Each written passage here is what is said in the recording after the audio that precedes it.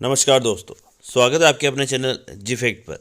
आज के इस वीडियो में हम बात करेंगे आज के करंट जीके के बारे में। उससे पहले एक बार हम लोग कल का रिवीजन करेंगे। नंबर 1 क्वेश्चन है, 15वीं विधानसभा का कौन सा अधिवेशन 23 जनवरी 2023 को शुरू किया जाएगा? तो आंसर होगा इसका 8वां अधिवेशन जो है विधानसभा का शुरू किया जाएगा। तारीख क्या है? तो 23 जनवरी 2023। ये भी 23 और ये भी 23, ये आपको ध्यान रखना है। और 8वां अधिवेशन शुरू किया जाएगा 15वीं विधानसभा का, यहाँ पे आपको ध्यान रखना है। अगला है, मिसेज राजस्थान 2023 का खिताब किसने जीता है? तो आंसर हो जाएगा अंजू यादव को जो है मिसेज राजस्थान 2023 का खिताब मिला है। साथ ये भी याद रखना है कि मिस राजस्थान का खिताब किसको मिला है? तो कविता चौधरी को जो है मिस राजस्थान का खिताब मिला है। ठीक है, और मिसेज राजस्थान का किसको मिला है? तो अंजू यादव को मिला है। ये आपको दोनों को ध्यान रखना है। अगला है, कर्मचारियों की वेतन विसंगति को दूर करने के लिए किस समिति का गठन किया गया है?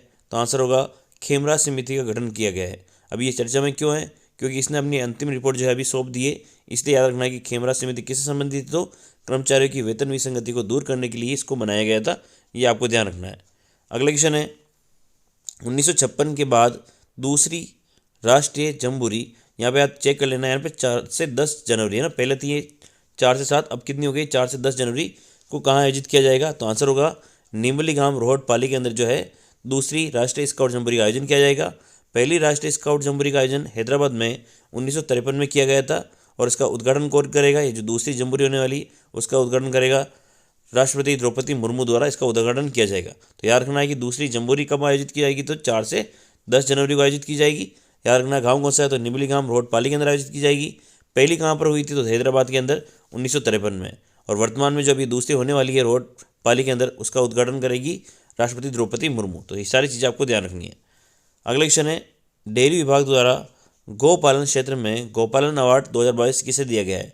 तो आंसर होगा हरि सिंह गोदारा को जो है गौपालन अवार्ड 2022 से सम्मानित किया गया है।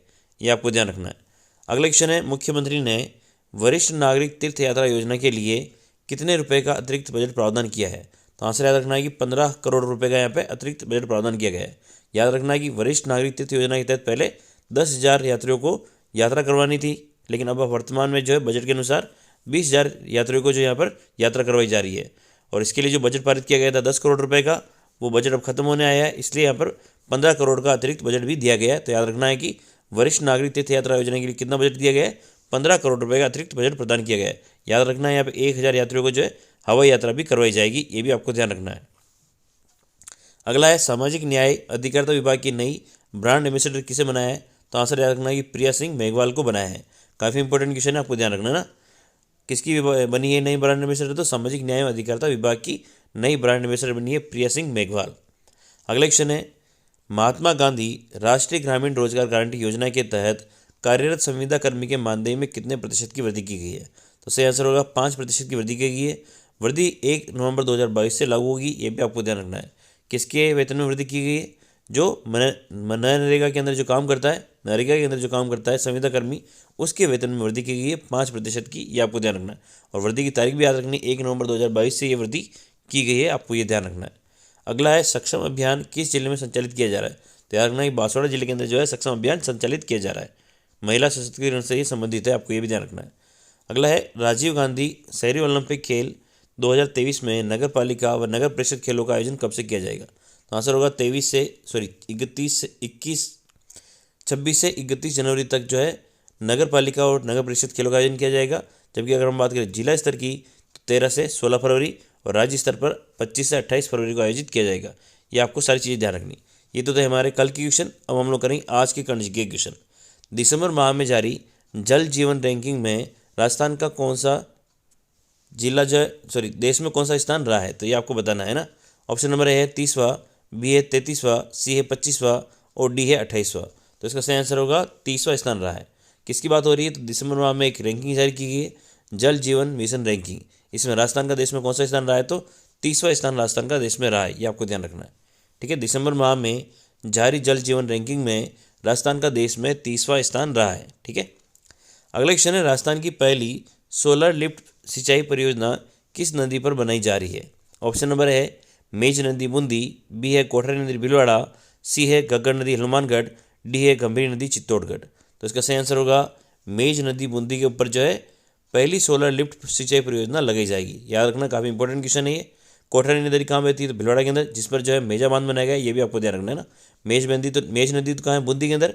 और कोठारी नदी के ऊपर कौन सा बांध बना हुआ है? तो मेजा बांध बना हुआ है भीलवाड़ा के अंदर, ये आपको ध्यान रखना है। घग्गर नदी के पार्ट को क्या कहते हैं? तो नाली कहते हैं, आप लोगों को पता ही है। इसके अलावा याद रखना है कि जो गंभीरी नदी है और एक और जो बेड़े नदी है, इन दोनों के संगम पर जो है चित्तौड़गढ़ दुर्ग का निर्माण किया गया है। तो ये सारी चीज़ें आपको ध्यान रखनी है, ठीक है। राजस्थान की पहली सोलर लिफ्ट सिंचाई परियोजना मेज नदी बूंदी पर बनाई जा रही है, ये आपको ध्यान रखना है।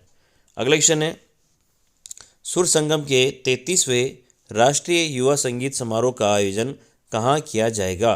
ऑप्शन नंबर ए है जवाहर कला केंद्र जयपुर, बी है बिरला ऑडिटोरियम जयपुर, सी है इंदिरा गांधी स्टेडियम जयपुर, डी है इनमें से कोई नहीं। तो इसका सही आंसर होगा जवाहर कला केंद्र जयपुर के अंदर जो है सुर संगम के 33वें राष्ट्रीय युवा संगीत समारोह का आयोजन किया जाएगा। आपको ये ध्यान रखना है, ठीक है। सुर संगम के 33वें राष्ट्रीय युवा संगीत समारोह का आयोजन जवाहर कला केंद्र जयपुर में किया जाएगा। आयोजन की तारीख भी आपको ध्यान रखनी है, 27 से 29 जनवरी 2023 को इसका आयोजन किया जाएगा। अच्छा क्वेश्चन है, आपको ध्यान रखना है। अगला है, मरु महोत्सव 2023 का आयोजन कब किया जाएगा? इंपॉर्टेंट क्वेश्चन है। 3 से 5 फरवरी 2023, 1 से 5 फरवरी 2023, 5 से 7 फरवरी 2023, 5 से 10 फरवरी 2023। तो इसका सही आंसर होगा 3 से 5 फरवरी 2023 को जो है मरु महोत्सव 2023 का आयोजन जैसलमेर के अंदर किया जाएगा। यह आपको ध्यान रखना है। मरु महोत्सव 2023 का आयोजन 3 से 5 फरवरी 2023 को जैसलमेर के अंदर किया जाएगा आयोजित। याद रखना, काफ़ी इंपॉर्टेंट क्वेश्चन है। मरु महोत्सव का आयोजन कहाँ होता है? तो जैसलमेर के अंदर। तारीख कितनी है? तो 3 से 5 फरवरी 2023 इसके आयोजन की तारीख है। अगला है, 68वीं सीनियर नेशनल बॉल बैडमिंटन प्रतियोगिता में best upcoming player of the year का किसे चुना गया है? ऑप्शन नंबर ए है राखी रणवा, बी है ज्योति करण, सी है सुनीता गुलाटी, डी है कविता चौधरी। तो ऑप्शन नंबर ए इसमें सही हो जाएगा। राखी रणवा को जो है best upcoming player of the year का ये चुना गया है। किसके अंदर चुना गया है? तो 68वीं सीनियर नेशनल बोर्ड बैडमिंटन प्रतियोगिता के में इनको चुना गया है, ये आपको ध्यान रखना है। नाम क्या है? तो राखी रणवा, ठीक है, ये आपको ध्यान रखना है। 68वीं सीनियर नेशनल बॉल बैडमिंटन प्रतियोगिता में best upcoming player of the year Rakhi Ranwa को चुना गया है। इनको लगातार तीसरी बार चुना गया है। इसका आयोजन कहाँ किया गया था? तो केरल के अंदर इसका आयोजन किया गया था, ये आपको ध्यान रखना है, ठीक है। अगला क्वेश्चन है, रोड एक्सीडेंट इन इंडिया 2021 की नई रिपोर्ट के अनुसार सड़क हादसों में राजस्थान का कौन सा स्थान है? ऑप्शन नंबर ए है 10वां, बी है 9वां, सी है 8वां और डी है 11वां। तो इसका सही आंसर होगा 10वां स्थान जो है राजस्थान का रहा है। रोड एक्सीडेंट इन इंडिया 2021 एक नई रिपोर्ट आई है। इसके अनुसार जो है राजस्थान में हादसों की अगर हम बात करें तो देश में 10वें नंबर पर राजस्थान आता है, ठीक है। रोड एक्सीडेंट इन इंडिया 2021 की नई रिपोर्ट के अनुसार सड़क हादसों में राजस्थान का 10वां स्थान है। अगला क्वेश्चन है, किस जिला प्रशासन ने विद्यार्थियों की समस्या समाधान शिकायत निवारण प्रणाली विकसित करने के लिए ई कंप्लेंट पोर्टल बनाया है? ऑप्शन नंबर ए है कोटा, बी है बीकानेर, सी है कोटा, ये वापस में स्प्रिंट हो गया है, कोटा ऑप्शन, बीकानेर, फिर एक और ऑप्शन आप मान लो जोधपुर और एक और है जयपुर। तो इसका सही आंसर होगा कोटा, ठीक है, आपको ध्यान रखना। यानी यहाँ पर जो बच्चे जो पढ़ने के लिए आते हैं जेई या आईआईटी की या जो हुई या नीट की जो कोचिंग होती है, अगर उनकी कोई समस्या है तो वो ई कंप्लेंट पोर्टल पे जो है जाके दर्ज करा सकते हैं। तो ये कोटा के अंदर शुरू किया गया है, ये आपको ध्यान रखना है। ये पोर्टल कोटा में जेई नीट की कोचिंग करने वाले विद्यार्थियों की समस्या के समाधान के लिए बनाया गया है।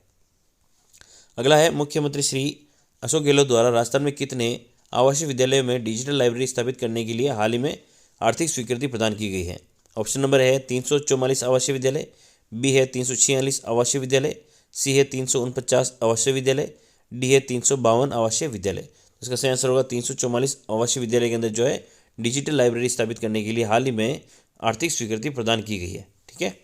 मुख्यमंत्री श्री अशोक गहलोत द्वारा राजस्थान के 344 आवासीय विद्यालयों में डिजिटल लाइब्रेरी स्थापित करने के लिए 36.56 करोड़ रुपए की मंजूरी प्रदान की गई है।